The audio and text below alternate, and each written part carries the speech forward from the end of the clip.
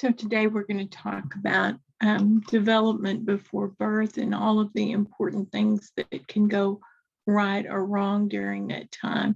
So I'm going to start by sharing my screen with you. It should be a lot simpler than it seems to be for me most days.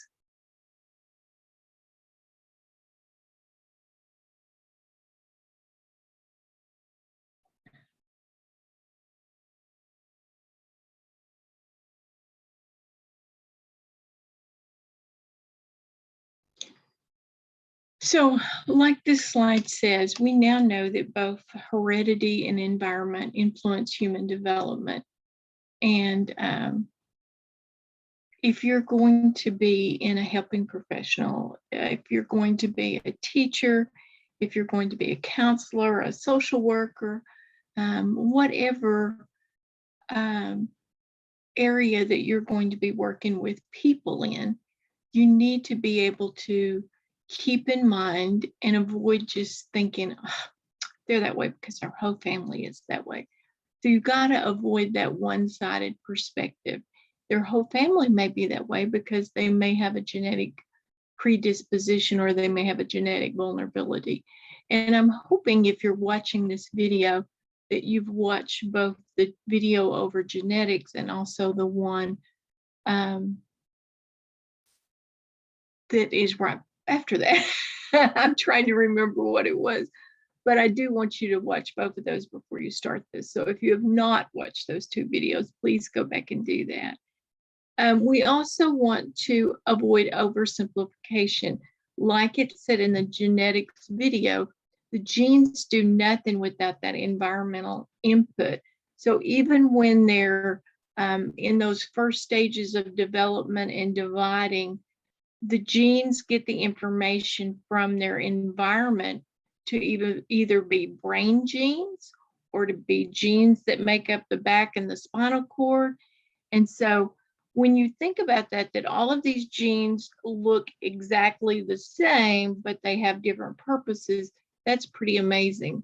So, but environmental effects, even after birth, are also shaped by genetic constraints. So if you have a child that has some a syndrome that means that they're going to have cognitive issues, then they're going to have cognitive issues. Now, the environment can make those not quite as bad as if they work with them, as opposed to an environment where they're just there and nobody makes any attempt to assist them. So it's really important to understand the interplay between heredity and environment.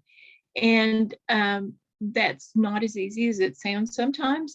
For you guys who happen to be science teachers, it probably is easier for you than some of us who are not. But there is a very complex interplay between heredity and environment, and it does affect both physical and behavioral outcomes. So epigenetics. Epigenetics was the other video I wanted you to watch. I'm sorry. I knew there were two. I just couldn't remember what the other one was. So this is just scientists use the word epigenetics, to explain the interaction between genetics and the environment. Hopefully you did watch the video that explains it, but I just wanted to add this visual because I thought it might help explain how that happens. So this shows the genetic processes and it shows all of the things that affect that. And before we move on, I have to say that I always get this question, even for my own children. Why am I not like my siblings? Why are my siblings nothing like me? And science finally actually has an answer that's simple and easy to understand. And that answer is that each reproductive cell has only one of the two chromosomes that a man or a woman has at each of those 23 locations. And so that means, because we know that there's 23 pairs in a cell, that means that each man or woman can produce more than 8 million different versions of their chromosomes. I want you to remember that number just because it's such a bizarre thing to think about, that two people can produce, well, really, one person genetics can produce 8 million different versions of their chromosomes. So, and it doesn't stop there. As we're going to discuss in these next few slides, genes may have mistakes, so they may have deletions, they may have additions, they may have mutations, repetitions. In the 3 billion base pairs, that can make a lot of difference in two children that come from the same parents.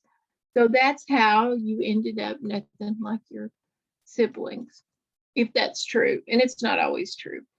Genes, like chromosomes, come in pairs. So half of them, like they talked about in the video, half of them come from the mother, half of them come from the father. And this is important because it increases that hereditary diversity. So we've got 8 million over here possibilities and 8 million over here. And so just like they discussed in the genetic video and the epigenetic video, whether or not a gene is expressed or turned on, and also how often that is expressed or turned on, because they're not always on, most of them, is influenced by the environment of the cell. And so, like I said, most genes don't function all the time, and genes may be turned on in some cells, so back cells, arm cells, and not in others. And the principle of coaction, that is what this diagram talks about, operates at every level of development, with both the genes and the environment in constant communication. And so that has an effect on development. And keep in mind that a multifactorial effect can either enhance or halt or shape or alter the expression of genes. And if you don't know what multifactorial is, it means that there's many factors that can affect it. And so because many factors can affect it, it can mean that our phenotype, what we look like, the behaviors, the traits that we have, that's a phenotype is your outward expression, what we see outwardly when we look at you. That may be markedly different than the genotype, so the genetic pool that we started with. And this is interesting enough that you should remember it. Besides, you never know what's going to be on a test. Researchers have found that genes only occupy 1.5% of the entire human genome. And according to Barry, who was doing some of this research back in 2007, the other 98.5% is just considered junk DNA. So they started this genome project to find out what all the different, well, first of all, to find out how many genes there was in a human, and also to find out what they all did back in, I don't know, 1960s, 70s. And they only completed that around 2001 as far as finding out how many there were. And now they're working to find out what all of these do. And what we're finding is that it's not typically a single gene that controls something, that it's usually multiple genes that affect something. And so we'll talk about that more. And we could be here all day on this topic. But what I want you to really remember from these is that there are things discussed in the epigenetic video that read those genes and turn them on and off. So if you didn't watch the epigenetics video, please do that before you move on through this video. As you learned in the genetics video, I loved it. The genes at matching locations on a pair of chromosomes often are identical and have the same code for both mother and father. But sometimes they're just slightly different forms of that same gene. like we heard with the rather disgusting example of the wet earwax, I did find it interesting that the wet earwax was connected to or correlated to body odor. That's kind of interesting. But be sure and watch that video as well if you haven't, because there could be questions from it on the test. And back to slightly different varieties of genes at the same location. Those are called alleles, as you will remember from the video. And so sometimes those alleles determine small things like the wet earwax or dry earwax, or having a widow's peak in your hairline. But sometimes there's a dominant recessive relationship with the two alleles, which explains why brown-eyed parents might have a blue-eyed child, even though normally they would have a brown-eyed child. And if you want more information on that, you can go back to the video where his brother checked out, and that's where he starts talking about the Punnett square and explaining that. So if you have an interest in that, feel free to go back, but that won't be on the test. Sometimes alleles have what we call codominance. And so then you get a blended or additive outcome, like when a child has type A blood type. Well, really, when a child gets a type A blood type from one parent and a type B blood type from the other parent, then normally if the parents have two different blood types, then one or the other of those would be dominant, and so that's what the child would get. But if they get a type A and a type B, then the outcome would be a type AB. So it's kind of an additive thing where they get both. But it's important to understand that it's usually fairly rare that gene alleles at a single gene location, like I said, actually influence a trait. So most are like the gene video said, most traits are multifactorial, and there's a lot of genes that come into play in determining it.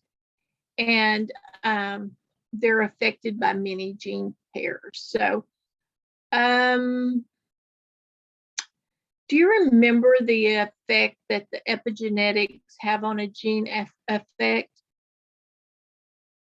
That's important to remember too, because that's part of that multifactorial effect. So why did I talk about all of this? Because it allows me to talk about some genetic sources of atypical development. And that atypical development is very important to you guys as helping professionals. So we're going to move sadly away from wet earwax. I know that makes you sad. And we're going to talk about, first of all, to talk about atypical development, you need to know about gestational periods.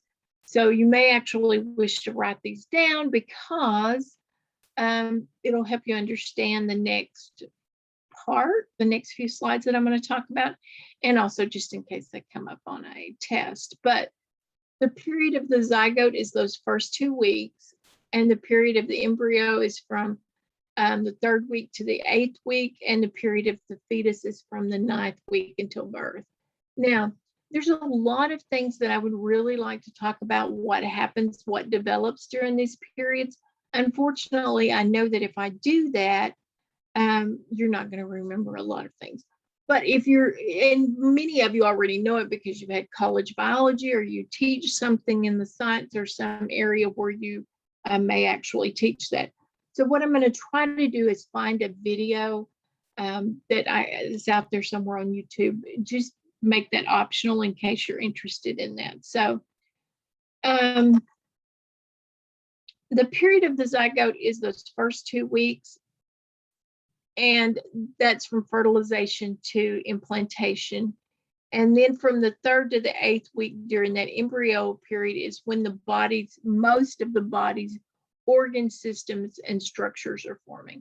And that's very important to remember, because when we talk about teratogens or teratogens, however you want to say that, in the next video, that's part of what we're going to talk about, is the effect that those can have during that period of the embryo, when all of those organ systems and all of the body structure is happening. And so during the period of the fetus, when the reproduction systems form, and did you know that a female is born with all of her eggs or ovum that she'll ever have?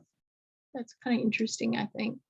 Gains in body weight occur during the period of the fetus, and the brain and the nervous system continue to develop dramatically, even though they also started developing here in this period of the embryo. And typical development depends on the genome. And remember, that's all the body's coded and non-coded DNA. So that 1.5%, and then all of that's junk DNA. And so coded and non-coded DNA to code for the products that the body needs to grow and function normally. And so it also depends on the environment to provide a normal range of inputs from, so that may be from nutrients to social interactions, in order for gene expression to be properly timed and regulated. And so it's important to remember that a deviation, and this is important to remember because you may see it on a test, that a deviation in either the genomes or in the environment can cause a hiccup in that development. And so now that you understand the basics, in the following slides, we're going to talk about some of those issues and how they're caused. But I'm going to stop now so that this video is not quite so long.